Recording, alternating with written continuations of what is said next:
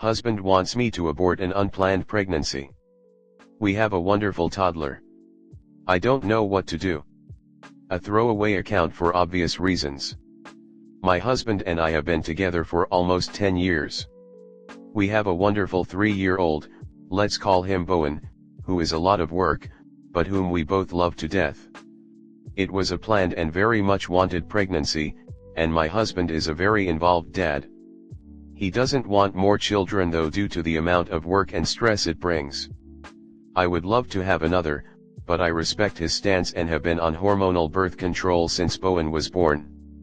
Fast forward to a few days ago when I started feeling constantly nauseous and took a pregnancy test just in case. Positive. I freaked out, not knowing that I was even pregnant, not knowing how my husband would react, not knowing if everything would work out. My husband took the news more calmly. He considered it for a day or two and finally said that while he feels sad and guilty about it, he can't do it, manage 2 kids, and wants me to abort the baby, as that's the best choice for our family. He thinks that 1 vote for abortion should mean abortion. I'm very much pro-choice, but I feel like I don't really get to choose. I fully agree that our toddler needs 2 happy parents more than he needs a sibling, and it's unfair to bring a baby into this world if they're unwanted by one of the parents. But we're not discussing a hypothetical baby anymore. The baby is already here, and it wasn't my choice either. I know that continuing the pregnancy against my husband's wishes could destroy our relationship and make our lives much more difficult. As a mom, I also know that I need to do what's best for my kids, not what might be best for me. But I don't know how I can possibly go through the trauma of an unwanted abortion and then be a happy mom to our 3-year-old and a good partner.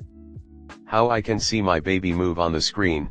They always do an ultrasound before abortions here, just like Bowen did, and then take the pills.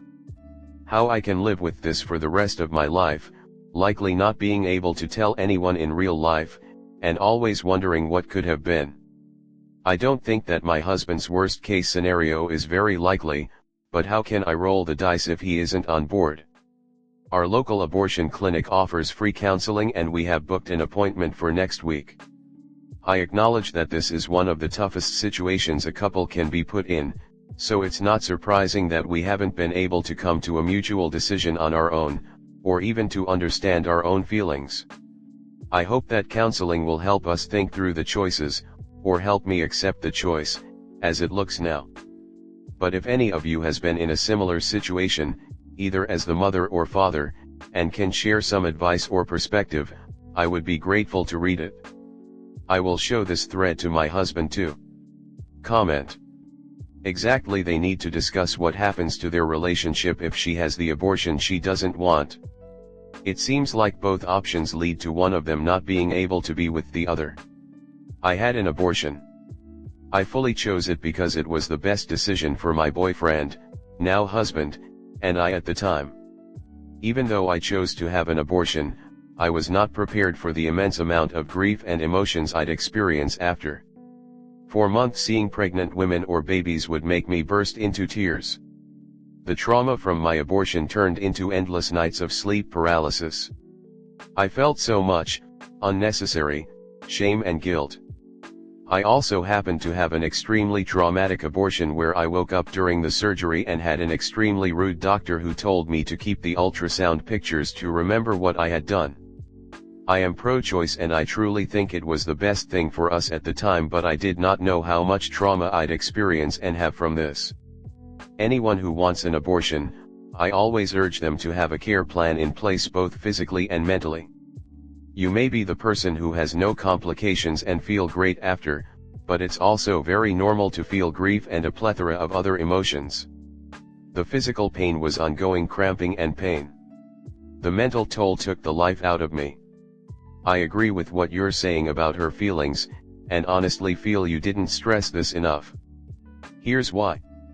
When I was about 23 to 24, so a few years ago, I had a friend whose boyfriend pressured her into an abortion. She became suicidal afterwards because she felt so much guilt for ending the life inside her. She did end her relationship with the boyfriend a few weeks after the abortion. A lot of people tend to overlook the toll it can take on a person who does not want to do this. It's an evil thing to try to pressure a woman into aborting a child, just like it's an evil thing to try to force a woman to have kids. During this counseling appointment, be very open about the resentment you will feel afterwards, and that you are not sure if your relationship could survive that. Ask your husband if his feelings about the kid are equally strong.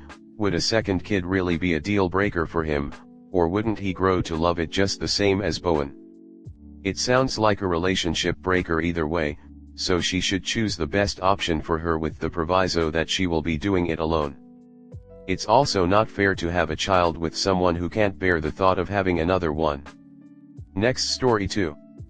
I am not comfortable with my BIL living with us even though he's homeless. This is a long one, but I will try to keep it as short as possible. Here goes. Me and my fiancé have been together for 9 years, living together for almost 6. My fiancé has always had a very rocky relationship with his family, and so have I. We both grew up in abusive households. I don't talk to my family, but my fiancé grew closer to his mom a few years back when they lost someone very close to them.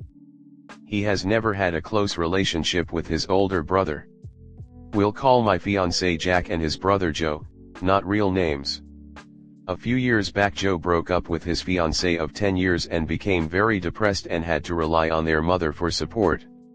He moved in with her for almost 2 years, and his son, who he had sole custody of, had to go and live with his biological mother. Over a year ago he met someone new online and he moved halfway across the country to live with her just after a few months of talking. Long story short, that didn't work out and his son had to go and live back with his mother, and his brother became homeless and had nowhere to go. My fiancé decided that it would be in his brother's best interest to come and live with us for a little while until he finds a new place. That was 4 months ago. We live in a very small 2-bedroom apartment and it's barely just enough space for the two of us. One of our bedrooms we converted into a gaming/office room and the other is our master bedroom. His brother has been sleeping in the bedroom and we have been sleeping in the living room on the couch, not my choice. Here's my issue: Jack's mother lives in a big 3-bedroom house and lives by herself. She has 2 spare bedrooms which no one ever stays in. I've mentioned numerous times to Jack that I think it would be better for Joe and us if he goes and stays with their mom, as she has the space and we don't. We have zero privacy and everyone is literally living on top of each other. Plus I only met Joe a few times before he decided to come and stay with us because they were never close, so I felt really uncomfortable from the very beginning. He mentioned it to Joe and Joe said he doesn't want to because he doesn't like the area in which his mother lives in and her house isn't as nice as our apartment. His mother's house is completely fine, it's just a little outdated and old, and our apartment was built just a few years ago. A few weeks ago my Mill also came to stay with us and she stayed for over 2 weeks to help out with the cooking and cleaning and to be there for her son. She stayed in the living room with us, an air mattress on the floor. She went home a week ago and now Joe is already asking Jack if she can come back because he misses her and her food, lol, but I kept telling Jack that I just wasn't comfortable with it. The last straw was last night when Jack's nephew called my BIL crying because he got into a huge fight with his mother and they went straight to him and brought him back home when I was at work. So now his nephew is staying with us too. I was really upset when I got back home and I completely refused to talk to him. He didn't ask or even speak to me before bringing him back to our place. His nephew is supposed to start high school again in a few days and Joe told us today that he is now looking for a high school in our small village.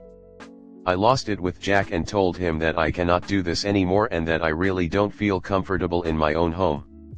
I moved to a completely different country to be with him where I don't have anyone, so it isn't that easy for me to just go and stay with family. I told him that it doesn't sound like his brother is in a rush to move out and find somewhere, and now even his son is staying here permanently with his dad. Jack got really defensive and told me that he never asked for any of this and that his family will come before anything, and I have nothing to say as it's his house too. That really broke my heart. I finally told him that if his brother doesn't move out soon then I can't be with him because my own mental health is suffering and our relationship is starting to crack. He told me he would choose his family any day and called me a bitch and a few other hurtful names in front of his brother. I left the apartment and I'm staying in a hotel for a couple of nights until I can think about what my next steps are. For a little extra context, I'm the only one that works. My fiancé and his brother do not.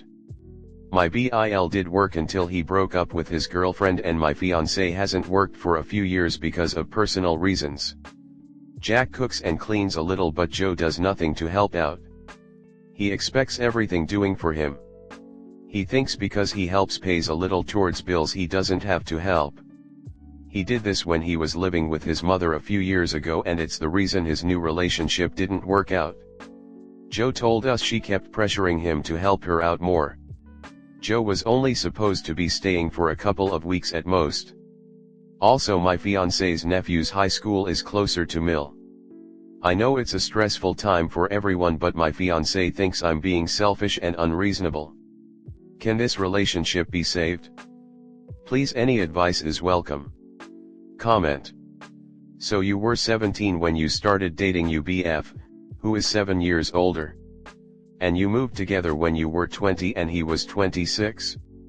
And did he ever work? Or has he been mooching off you for years? Why didn't you talk to your family at some point?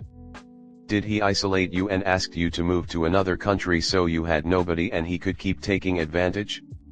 And now you are also supposed to support the other mooching deadbeat father 40-year-old brother? You should just leave and go back to your country. You are wasting your whole life away being used by men.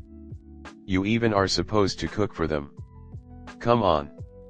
You need to move out, but just make sure you get your name taken off the lease. Your fiancé is a mooch and allowing his family to take advantage of you financially as well. I can't believe you've been putting up with any of this. Please do yourself the favor and leave. There is no saving. He has said his family will always come first. Forgive me, but I would assume you are his family too after so many years, but I am afraid it seems not. Please know there are plenty of men that will treat you with the respect and love you deserve. Sending positive vibes to your future up. You wouldn't be throwing away 9 years, but saving the 60 to 80 years of your future. The longer you wait, the smaller the difference. I don't see it changing for you anytime soon. There will always be a next crisis. You deserve so much better and are still young. I wish you much strength and happiness for your future.